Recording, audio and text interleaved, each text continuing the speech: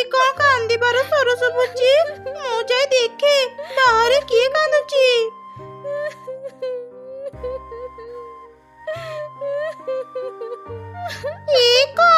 ଏଠି ତ ଦୁଇ ଗଛ କାନ୍ଦୁଛନ୍ତି। ବାପ୍ରେ, ଏଠି ରହିଲେ ବିପଦ। ମୁଁ ଶୀଘ୍ର ଏଠୁ ପଳାଏ। ଏମିତି କହି ସେ ପ୍ରଜାପତି ଭୟରେ ଘର ଭିତରେ ଯାଇ ଲୁଚିଲା। ସେପଟେ ଗୋଟେ ଜଙ୍ଗଲରେ ମା ଚଢ଼େଇ ମାଛ ଭାଜୁଥିଲା। ପାଖରେ ତା ଝିଅ ବସିଥିଲା। ମା, ମାଛ ଭଜା ସରିଲା। ମତେ ଜୋରେ ଭୋକ ଲାଗିଲାଣି। ଦିଅ ନା, ମୁଁ ଶୀଘ୍ର ଖାଇବି। ହଁ ରେ ମା, ମାଛ ଭଜା ସରିଲାଣି। ରହ, ମୁଁ ଏବେ ବାଢି ଦଉଛି। ଯେମିତି ମା ଚଢ଼େଇ ତା ଝିଅକୁ ମାଛ ଦେବା ପାଇଁ ଗଲା, ମିଟୁ ଆସି ତା ପାଖରୁ ମାଛ ଥାଳି ଛଡେଇ ନେଲା। ଏଇ, ମୋ ସ୍ୱାମୀ ଆଣିଥିବା ମାଛ ତୁ ତ ଝିଅକୁ ଖାଇବା ପାଇଁ ଦଉଛୁ? ତୋର ସାହସ ତ କମ ନାହିଁ। ଏଇ କଣ ମିଟୁ ଭଉଣୀ, ତୁମେ ମୋଠୁ ମାଛ ଥାଳି କାହିଁକି ଛଡେଇ ନେଲ? ଦିଅ ମତେ ସେ ମାଛ ଥାଳି। ମୋ ଝିଅ କେବେଠୁ ମାଛ ଭଜା ଖାଇନି। ଚୁପ୍ କର। ମୋ ସ୍ୱାମୀ ମାଛ ଆଣିଛନ୍ତି ମାନେ ମୁଁ ଆଗ ଖାଇବି। ଯଦି ବଳେ ତୁ ତ ଝିଅକୁ ଆଣିଦେବୁ। ଏମିତି କହି ମିଟୁ ମାଛ ପ୍ଲେଟ ନେଇ ସେଠାରୁ ଚାଲିଗଲା।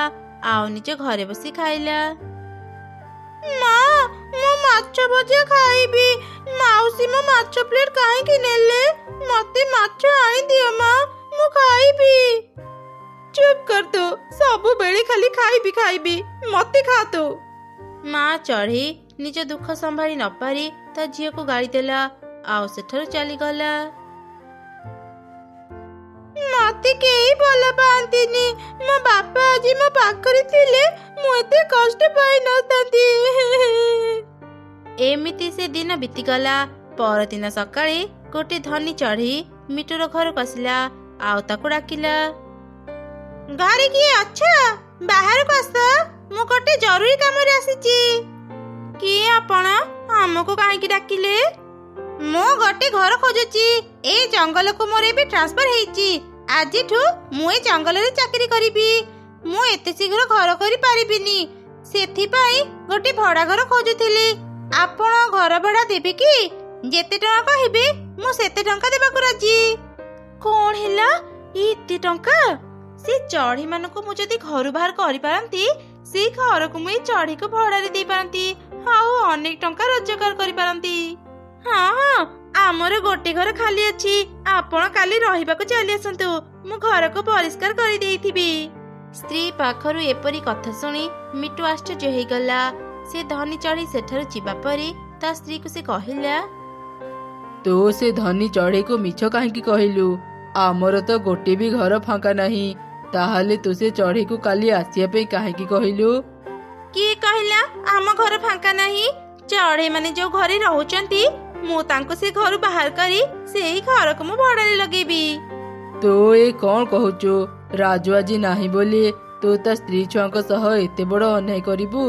ଭୁଲି ଯାନି, ଆମ ବିପଦ ସମୟରେ ସେଇ ରାଜୁ ହିଁ ଆମକୁ ସାହାଯ୍ୟ କରିଥିଲା। ତମେ ଚୁପ୍ କର। ଟଙ୍କା ଆଗରେ ସମ୍ପର୍କର ମୂଲ୍ୟ କିଛି ନାହିଁ। ମୁଁ ଯାହା କରୁଛି ମତେ କରିବାକୁ ଦିଅ, ନହେଲେ ମୁଁ ତମ ଘର ଛାଡି ଚାଲିଯିବି। ମୁଁ ତତେ ଆଉ ବୁଝେଇ ପାରିବିନି। ତୋର ଯାହା ଇଚ୍ଛା ହଉଛି ତୁ କର। ଏମିତି ଶୁଣି ମିଟୁର ସ୍ତ୍ରୀ ଚଢ଼େଇ ପାଖକୁ ଗଲା। ଆଉ ତାକୁ ମିଛ ନାଟକ କରି କହିଲା, ଏଇ ଚଢ଼େଇ, ତୋର ସାହସ କେମିତି ହେଲା ମୋ ଆଲମିରାରୁ 20,000 ଟଙ୍କା ଚୋରି କରିବା ପାଇଁ? ମତେ ଶୀଘ୍ର ମୋ ଟଙ୍କା ଫେରା। କଣ ହେଲା? 20,000 ଟଙ୍କା? ବିଶ୍ୱାସ କର ମିଟୁ ଭଉଣୀ, ମୁଁ ତୁମ ଟଙ୍କା ଚୋରି କରିନି। ଚୁପ୍ କର ଚଢ଼େଇ, ମତେ ଏବେ ମୋ ଟଙ୍କା ଫେରା, ନହେଲେ ଏବେ ହିଁ ମୋ ଘରୁ ବାହାରି ଯା। ବିଶ୍ୱାସ କର ମିଟୁ ଭଉଣୀ, ମୁଁ ଟଙ୍କା ଚୋରି କରିନି। ତୁମେ ଯଦି ମତେ ଘରୁ ବାହାର କରିଦେବ, ମୁଁ ମୋ ଝିଅକୁ ଧରି କୁଆଡେ ଯିବି? ଏଇ ଘର ତମ ସ୍ୱାମୀଙ୍କର। ତ ସ୍ୱାମୀର ଘର ଥିଲା, ଏବେଠୁ ଏଇଟା ମୋ ଘର। ବାହାରି ଯା ମୋ ଘରୁ। ଏମିତି କହି ମିଟୁର ସ୍ତ୍ରୀ ଧକ୍କା ଦେଇ ଚଢ଼େଇକୁ ଘରୁ ବାହାର କରିଦେଲା। ଚଢ଼େଇ କାନ୍ଦି କାନ୍ଦି ତା ଝିଅକୁ ଧରି ସେଠାରୁ ଅନେକ ଦୂରକୁ ଚାଲିଗଲା। ମାମା, ଆମେ ଏବେ କୁଆଡେ ଯିବା? ମତେ ଭାରି କଷ୍ଟ ହେଉଛି। ମୁଁ ଆଉ ଉଡି ପାରିବିନି। ଏଇ କଣ ରେ ମା, ଆମ ଛଡା ଏଠି ଆହୁରି କିଏ କାନ୍ଦୁଛି? ସେ କୌଣସି ବିପଦରେ ପଡିନି ତ? ଚାଲ ମା, ଥରେ ସେଠାକୁ ଯାଇ ଦେଖି ଆସିବା। ଏମିତି କହି ମା ଚଢ଼େଇ ତା ଝିଅକୁ ନେଇ ସେ ଜାଗାକୁ ଗଲା। ସେ ଯେମିତି ଦୁଇ ଗଛଙ୍କ ପାଖକୁ ଗଲା ସେ ଦୂରକୁ ଚିଟିକି ହେଇ ପଡ଼ିଲା। ଦୁଇ ଗଛଙ୍କ କାନ୍ଦ ବି ବନ୍ଦ ହେଇଗଲା। ଆମେ ଏମିତି ପଡ଼ିଗଲୁ କାହିଁକି? କିଏ ତମେ ମାନେ? ଏଠାକୁ କାହିଁକି ଆସିଛ? ତମ ମାନଙ୍କୁ କଣ ଜଣା ନାହିଁ ଏଠାକୁ ଆସିବା ନିଷେଧ? କଣ ପାଇଁ ଆମେ ଏଠାକୁ ଆସିପାରିବୁନି? ଆଉ ଏ ଦୁଇ ଗଛ ଏମିତି କାନ୍ଦୁଛନ୍ତି କାହିଁକି? ପ୍ରଜାପତି ଆମକୁ କିଛି କହ। ନା ମୁଁ କିଛି ବି କହିପାରିବିନି। ନିଜର ଯଦି ଭଲ ଚାହୁଁଛ ଶୀଘ୍ର ଏଠୁ ଚାଲିଯାଅ। ନିଜର ଆଉ କଣ ଭଲ ଚାହିଁବି? ଆମ ଭଲ ହେବାର ସବୁ ରାସ୍ତା ବନ୍ଦ ହେଇଯାଇଛି। ଏମିତି କାହିଁକି କହୁଛ? କଣ ହେଇଛି ତୁମ ସାଙ୍ଗରେ?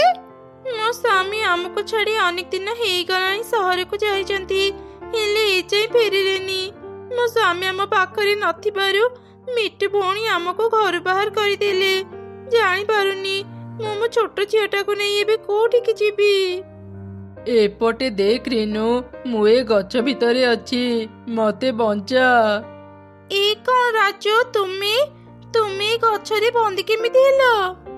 ଚଢ଼େଇ ମୁଁ କହୁଛି ଶୁଣ, କିଛି ଦିନ ତଳେ। ଛାଡ଼ିଦେ ଦୁଷ୍ଟ ତାନ୍ତ୍ରିକ, ଆମକୁ ଛାଡ଼ିଦେ। ତୋ ଇଚ୍ଛା କେବେ ପୂରା ହେବନି। ମୁଁ ମୋ ଇଚ୍ଛା ପୂରା କରିକି ରହିବି। ମୁଁ ତତେ ଛାଡ଼ିଦେବି, ହେଲେ ତା ଆଗରୁ ମତେ କହ, ତୁ ତ ଯାଦୁର ଲାଠିକୁ କୋଉଠି ଲୁଚିକି ରଖିଛୁ? ଆଜି ମୋ ଜୀବନ ଚାଲିଗଲେ ବି ମୁଁ ତତେ କହିବିନି ମୋ ଯାଦୁର ଲାଠି କୋଉଠି ଅଛି। ଭଲରେ ମତେ ଛାଡ଼ିଦେ, ନହେଲେ ମୁଁ ଯେତେବେଳେ ଶକ୍ତି ପାଇବି ତତେ ଦଣ୍ଡ ଦେବି। ତୁ ଏଠୁ ମୁକ୍ତ ହେଲେ ସିନା ନିଜ ଶକ୍ତି ପାଇବୁ। ମୁଁ ତତେ ଜମା ବି ଛାଡ଼ିବିନି। ଏମିତି ତାନ୍ତ୍ରିକ ପରୀକୁ ଧମକ ଦେଉଥିଲା ସେତେବେଳେ ରାଜୁ ସେ ରାସ୍ତାରେ ଯାଉଥିଲା। ଏ କଣ, ଏ ଦୁଷ୍ଟ ତାନ୍ତ୍ରିକ ପରୀକୁ କଷ୍ଟ ଦେଉଛି? ମୁଁ ଯେମିତି ବି ହେଉ ପରୀକୁ ସାହାଯ୍ୟ କରିବି। ଏମିତି କହି ରାଜୁ ଗୋଟେ ପଥର ତାନ୍ତ୍ରିକ ଉପରକୁ ଫିଙ୍ଗିଲା। ତାନ୍ତ୍ରିକର ମୁଣ୍ଡରୁ ରକ୍ତ ବାହାରିଲା।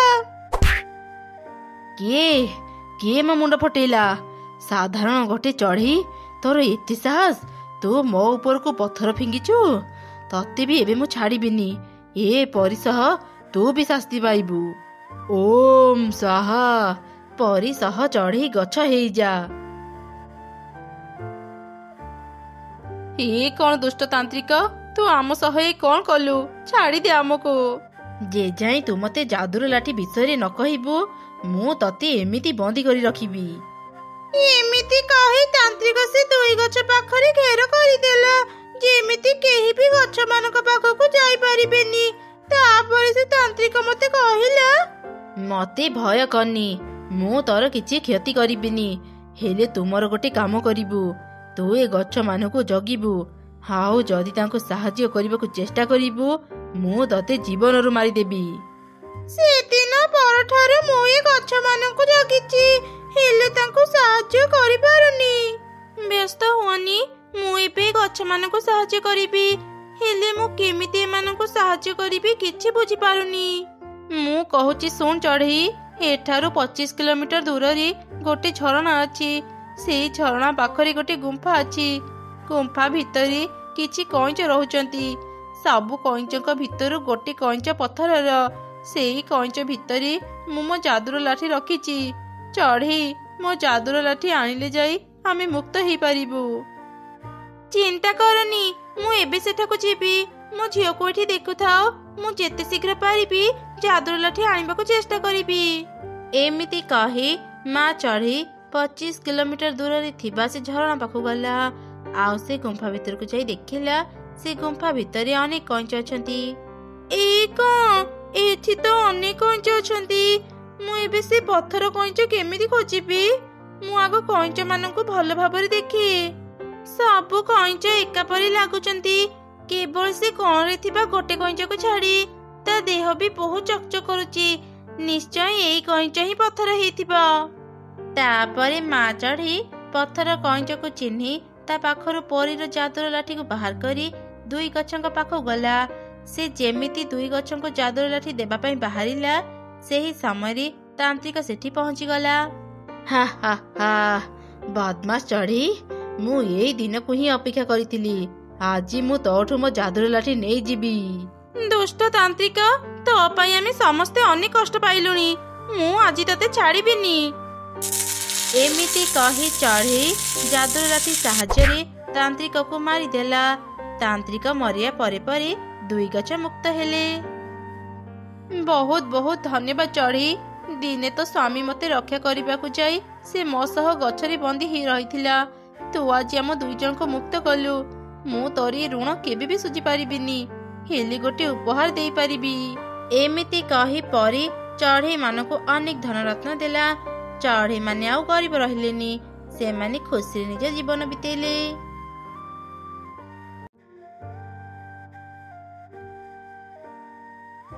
ରିନୁ, ଏ ରିନୁ, କଣ କରୁଛୁ?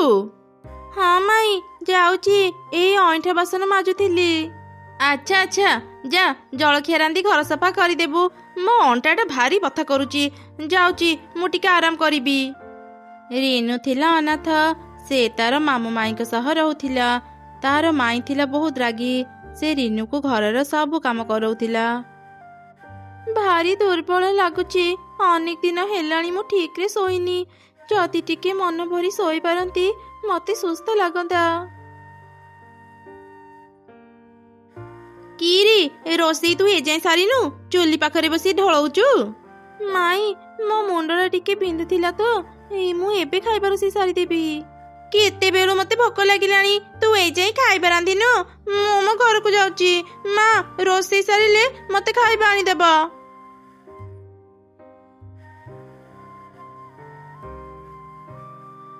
ଆରେ ସମସ୍ତେ କୁଆଡେ ଗଲ? କିଛି ରୋଷେଇ ହେଇଛି କି ନାହିଁ? ମୁଁ ଏବେ ପୁଣି କାମକୁ ଯିବି। ହେଇ, ତ ମାମୁଁ କଣ କହିଲେ ଶୁଣିଲୁ ନା ନାଇଁ? ଜଲ୍ଦି ଜଲ୍ଦି ରୋଷେଇ କର। ସକାଳୁ କଣ କରୁଛି କେଜାଣି? ଆରେ ତମେ ଟିକେ ବସ, ରିନୁ ରୋଷେଇ ସାରିଲାଣି, ମୁଁ ଏବେ ଖାଇବା ବାଢି ଦଉଛି। ବାପା ମା ଛେଉଣ୍ଡ ଛୁଆଟାକୁ ତୁ ଘରର ସବୁ କାମ କାହିଁକି କରଉଛୁ? ସକାଳ ଜଳଖିଆ ତ ତୁ ରୋଷେଇ କରିଦେ। ପୁଣି ଆରମ୍ଭ ହେଇଗଲା ତମର ସେ ଭାଷଣ। ଦିନ ସାରା ମୁଁ କେତେ କାମ କରି ତମକୁ ତ କିଛି ବି ଦେଖାଯାଉନି। ରିନୁ ଟିକେ ରୋଷେଇ କରିଦେଲା ବୋଲି ଭାରି ଦୟା ଆସିଗଲା ମନରେ। ମୁଁ କଣ ତାକୁ ବସେଇକି ଖୁଆଇବା ପାଇଁ ମୋ ଘରେ ରଖିଛି? ନା ନା, ତାକୁ କାହିଁକି ବସିକି ଖୁଆଇବୁ? ତୁ ତ ଝିଅକୁ ହିଁ ବସେଇକି ଖୁଆ। ଝିଅର ବାହାଘର ପରେ ତା ଶ୍ୱଶୁର ଘର ତାକୁ ଉଠେଇବେ। ଏଇ, ମୋ ଝିଅ ସାଙ୍ଗରେ ସେ ଅନାଥର ତୁଳନା କରିନି କହୁଛି। କଣ ଅଭାବ ଅଛି ମୋ ଝିଅ ପାଖରେ? ସକାଳୁ ସକାଳୁ ତୋ ସହ ଝଗଡା କରିବା ପାଇଁ ମୋ ପାଖରେ ସମୟ ନାହିଁ। ମୁଁ ଏବେ କାମକୁ ଯାଉଛି। ମାମୁଁ, ମୁଁ ଖାଇବା ରାନ୍ଧି ଦେଇଛି, ଖାଇକି ଯାଆନ୍ତୁ। ନା ରେ ମା, ମତେ ଭୋକ ଲାଗୁନି। ସକାଳୁ ତୁ ବି କିଛି ଖାଇ ନଥିବୁ। ଯା ମା, ଖାଇବା ଖାଇନେ। କଣ ହେଲା ମା, ଏତେ ପାଟି କଣ ଶୁଭୁଛି? କଣ ଆଉ ହବ, ଏଇ ଅଲକ୍ଷଣୀ ପାଇଁ ମୋ ସଂସାର ଭାଙ୍ଗିବାକୁ ବସିଲାଣି। ଇଏ ଯେ ଯାଏ ଆମ ଘରେ ଥିବ, ଆମ ଘରେ ଶାନ୍ତି ରହିବନି। ମା, ୟାକୁ ଆମ ଘରେ କାହିଁକି ରଖିଛ? ତାକୁ ଧକ୍କା ଦେଇ ଘରୁ ବାହାର କରିଦିଅ। ଯଦି କରିପାରନ୍ତି କେବେଠୁ ୟାକୁ ବାହାର କରିସାରନ୍ତିଣି। ଏଇ, ତୁ ଏମିତି ଛିଡା ହେଇ ଦେଖୁଛୁ କଣ? ଯା ବାସନ ମାଜି ଘର ସଫା କରିବୁ। ମାଇଁ, ମୁଁ ସକାଳୁ କିଛି ବି ଖାଇନି। ମୁଁ ଅଳ୍ପ କିଛି ଖାଇନିଏ, ତାପରେ ସବୁ କାମ କରିଦେବି। ଏତେ ବଡ ହେଲୁଣି, ସବୁବେଳେ କଣ ଖାଇବି ଖାଇବି? ଆଗ କାମ ସାର, ତାପରେ ଯାଇ ଖାଇବୁ। ଏମିତି ରିନୁର ଦିନ ବିତୁଥିଲା। ଗୋଟେ ଦିନ ସେ ଜଙ୍ଗଲକୁ କାଠ ଆଣିବା ପାଇଁ ଯାଇଥିଲା। ତାକୁ ଭାରି ଥକା ଲାଗିବାରୁ ସେ ଗୋଟେ ଗଛ ମୂଳେ ବସି ଆରାମ କଲା। ମା, ମତେ ଏକା ଛାଡି ତୁମେ କାହିଁକି ଚାଲିଗଲ? ମତେ ବି ତୁମ ପାଖକୁ ନେଇଯାଅ। ଏମାନେ ମତେ ବହୁତ କଷ୍ଟ ଦେଉଛନ୍ତି। ସବୁ କିଛି ଦିନେ ଦିନେ ଶେଷ ହେଇଥାଏ। ଧୈର୍ଯ୍ୟର ସହ ଅପେକ୍ଷା କଲେ ଅନ୍ଧାର ଯାଇ ଆଲୁଅ ହୁଏ। କିଏ କିଏ କଥା କହୁଛ? ମୁଁ ତ ଏଇଠି କାହାକୁ ବି ଦେଖୁନି। ମୁଁ ଗଛ, ତୋ ସହ କଥା ହେଉଛି। ବାଃ, ତୁମେ ଗଛ ହେଇ କଥା କହିପାରୁଛ? ମତେ ଏସବୁ ଚମତ୍କାର ପରି ଲାଗୁଛି। ତୁ ଆଉ ମନ ଦୁଃଖ କରନି, ଦେଖିବୁ ଦିନେ ତୋ ସହ ବି ଚମତ୍କାର ହେବ। ଚମତ୍କାର ହେବ କି ନାହିଁ ତା ତ ଜାଣିନି, କିନ୍ତୁ ଗଛ, ତୁମ ସହ କଥା ହେଇ ମତେ ଭାରି ଭଲ ଲାଗିଲା। ତୁମେ କଣ ମୋର ସାଙ୍ଗ ହେବ? ହଁ ହଁ, କାହିଁକି ସାଙ୍ଗ ହେବିନି? ମୁଁ ଅନେକ ଦିନରୁ ଏଠି ଏକୁଟିଆ ରହିଲିଣି। ମତେ ବି କଥା ହେବାକୁ ଜଣେ ସାଙ୍ଗ ମିଳିଗଲା। ଆଚ୍ଛା ସାଙ୍ଗ, ମୁଁ ଏବେ ଘରକୁ ଯାଏ। ଅନେକ ଡେରି ହେଇଗଲାଣି। ଶୀଘ୍ର ଘରକୁ ନ ଫେରିଲେ ମାଇଁ ମତେ ରାଗିବେ। ଏମିତି ପ୍ରତିଦିନ ରିନୁ ଗଛ ପାଖକୁ ଯାଇ ତା ସହ କଥା ହେଉଥିଲା। ଗଛ ସହ କଥା ହେବା ଯୋଗୁଁ ରିନୁର ମନ ଭାରି ଭଲ ଥିଲା। ମା ରିନୁ, କୋଉଠି ଅଛୁ ମା? ଆସିଲୁ ମୋ ପାଖକୁ। ମାରେ ଆଜି ତୋର ଜନ୍ମଦିନ, ମୁଁ ବେଶୀ କିଛି ଆଣିପାରିଲିନି, ଏଇ ମିଠା ଆଣି ଦେଇଛି, ନେ ମା ଖାଇ ନେବୁ।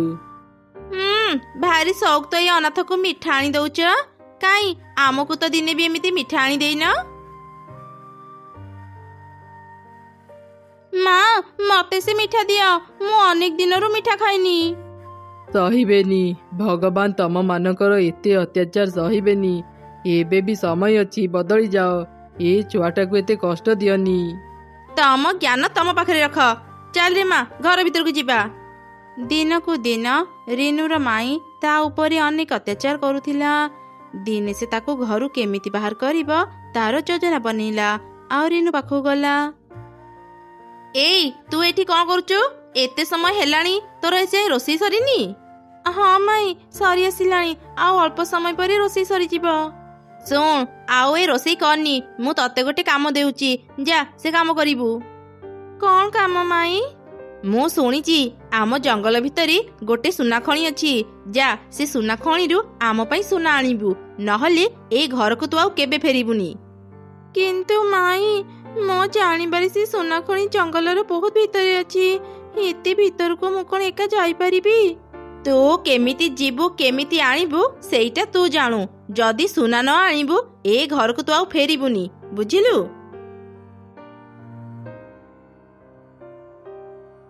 ମା ତମ ବୁଦ୍ଧିକୁ ତ ମାନିବାକୁ ପଡିବ, ରିନୁ ଥରେ ସେ ଜଙ୍ଗଲ ଭିତରକୁ ଗଲେ ସେ ଆଉ ବଞ୍ଚିକି କେବେ ଫେରିବନି। କଣ ହେଲା ସାଙ୍ଗ, ଆଜି ତ ମନ ଏତେ ଦୁଃଖ କଣ ପାଇଁ? ମୋ ମାଇଁ କହିଛନ୍ତି ଜଙ୍ଗଲ ଭିତରେ ଗୋଟେ ସୁନା ଖଣି ଅଛି, ସେଇଠୁ ସୁନା ଆଣିବା ପାଇଁ, ନହେଲେ ସେ ମତେ ତାଙ୍କ ଘରେ ରହିବାକୁ ଦେବେନି। ଓ ଏଇ କଥା, ମୁଁ ସେ ସୁନା ଖଣି କୋଉଠି ଅଛି ଜାଣିଛି, ମୁଁ ତତେ ସେ ସୁନା ଖଣି ପାଖରେ ପହଞ୍ଚେଇ ପାରିବି। କିନ୍ତୁ କେମିତି ସାଙ୍ଗ? ମୋ ପାଖରେ ଗୋଟେ ଯାଦୁର ଚେୟାର ଅଛି, ସେ ଯାଦୁର ଚେୟାର ତତେ ନେଇ ସୁନା ଖଣି ପାଖରେ ପହଞ୍ଚେଇ ଦେବ। ହେଲେ ସାଙ୍ଗ, ମୋର ଯଦି କିଛି ବିପଦ ହୁଏ? ମୁଁ ଥାଉ ଥାଉ ତୋର କିଛି ବିପଦ ହେବନି, ସେ ସୁନା ଖଣି ଗୋଟେ ଗୁମ୍ଫା ଭିତରେ ଅଛି, ଆଉ ସେ ସୁନା ଖଣିକୁ ଗୋଟେ ରାକ୍ଷସୀ ଜଗିଛି। କଣ ହେଲା, ରାକ୍ଷସୀ? ତାହେଲେ ମୁଁ କେମିତି ରାକ୍ଷସୀ ପାଖରୁ ସୁନା ଆଣିବି? ସେଥିପାଇଁ ତୁ ଚିନ୍ତା କରନି ସାଙ୍ଗ, ଏଇ ହାରକୁ ନେ, ଏଇ ହାର ତୁ ଗୁମ୍ଫାରେ ଛୁଇଁଲେ ଗୁମ୍ଫାର ରାସ୍ତା ଖୋଲିଯିବ, ଆଉ ସେ ରାକ୍ଷସୀ ଯେତେବେଳେ ତୋ ଉପରେ ଆକ୍ରମଣ କରିବାକୁ ଆସିବ, ତୁ ତାକୁ ଏ ହାର ଦେଖି କହିବୁ ତୁ ତାର ନାତୁଣୀ, ତା ଝିଅ ତତେ ପଠେଇଛି। ଏବେ ଯା ସାଙ୍ଗ, ଚେୟାରରେ ବସ, ମୋ ଯାଦୁର ଚେୟାର ତତେ ସେ ଜାଗାରେ ପହଞ୍ଚେଇ ଦେବ।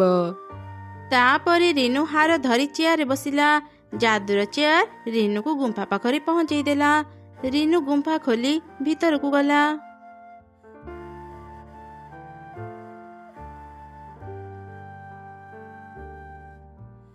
ଆରେ ବାପ୍ରେ, ଏଠି ଏତେ ସୁନା ଅଛି, ମୁଁ ତ ମୋ ଆଖିକୁ ବିଶ୍ୱାସ କରିପାରୁନି। ଏମିତି କଣ ଗୋଟେ ଚଢେଇର ଗନ୍ଧ ଆସୁଛି, କିଏ କିଏ ମୋ ଗୁମ୍ଫା ଭିତରେ ପଶିଲା?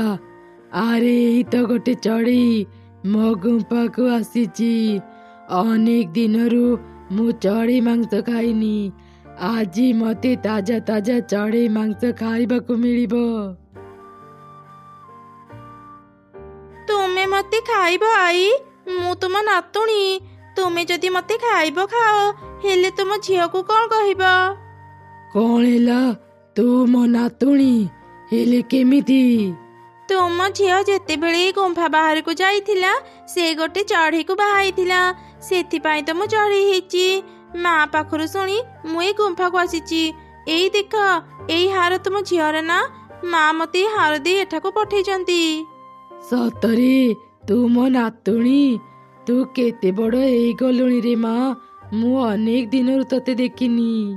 ଦେଖିବ କେମିତି, ତୁମେ ତ ଆମ ଘରକୁ କେବେ ବି ଆସୁନ, ମା ତୁମ ଉପରେ ଅନେକ ରାଗିଛି। କେମିତି ଯିବି କହରେ ମା, ମୁଁ ପରା ଏ ସୁନା ଖଣିକୁ ଜଗିଛି, ଏ ସୁନା ଖଣି ଛାଡ଼ି ମୁଁ କୁଆଡେ ବି ଯାଇପାରୁନି। ହେଲେ ତୁ ଆଜି ହଠାତ୍ ଏଠାକୁ କାହିଁକି ଆସିଲୁ? ଆଉ ତୋ ମା କଣ ତୋ ସାଙ୍ଗରେ ଆସିନି? ନା, ମା ଆସିନି, ସେ ମତେ ପଠେଇଛି। ଆମେ ବହୁତ ବିପଦରେ ପଡିଛୁ ଆଈ, ବାପାଙ୍କ ଦେହ ଖରାପ, ବାପାଙ୍କ ଔଷଧ କିଣିବା ପାଇଁ ବି ଆମ ପାଖରେ ଟଙ୍କା ନାହିଁ। ଆରେ ଆରେ ମୋ ଝିଅଟା ଏତେ ଅସୁବିଧାରେ ଅଛି, ହେଲେ ମୁଁ କିଛି ବି ଜାଣିନି। ନାତୁଣୀ, ତୋର ଯେତେ ଇଚ୍ଛା ତୁ ସେତେ ସୁନା ଏଠୁ ନେଇଯା।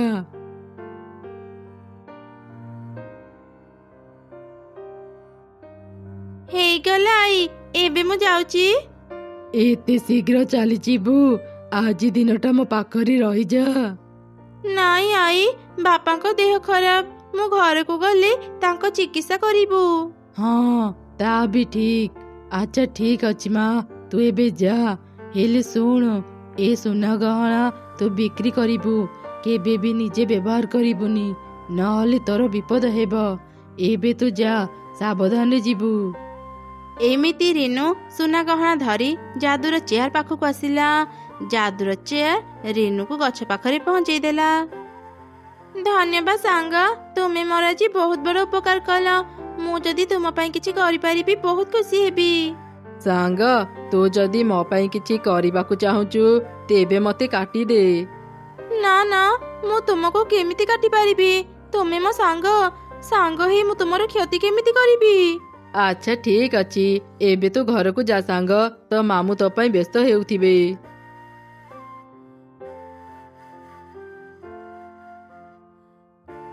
ମାଇଁ, ନିଅ, ଏଥିରେ ସବୁ ସୁନା ଗହଣା ଅଛି। ତୁ ସତରେ ସୁନା ଆଣିଛୁ? ଆରେ ମା, ଦେଖେ ଏଠି କେତେ ସୁନା ଅଛି। ଆମେ ଏବେ ଧନୀ ହେଇଗଲେ।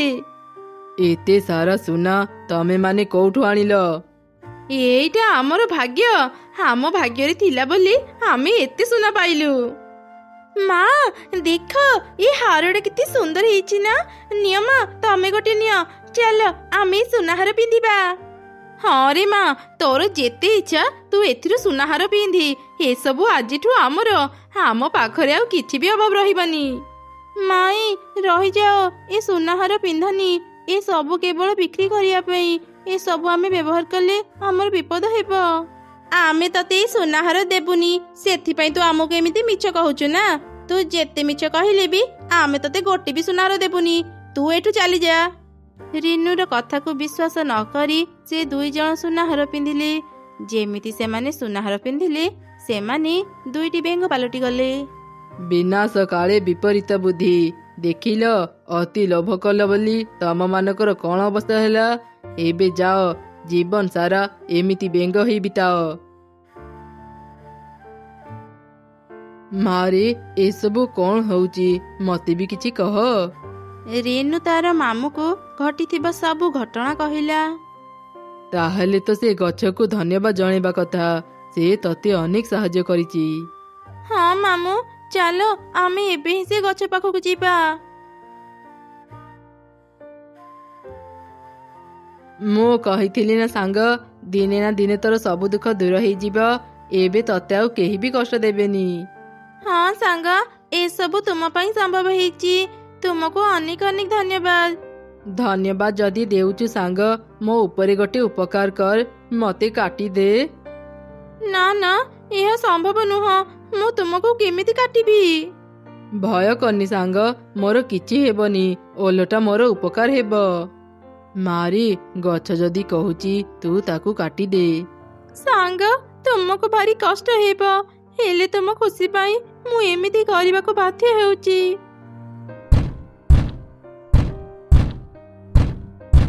ସାଙ୍ଗ, ଏମିତି କରିବାକୁ ମତେ କାହିଁକି କହିଲୁ? ମୁଁ ଏବେ କେମିତି ବଞ୍ଚିବି?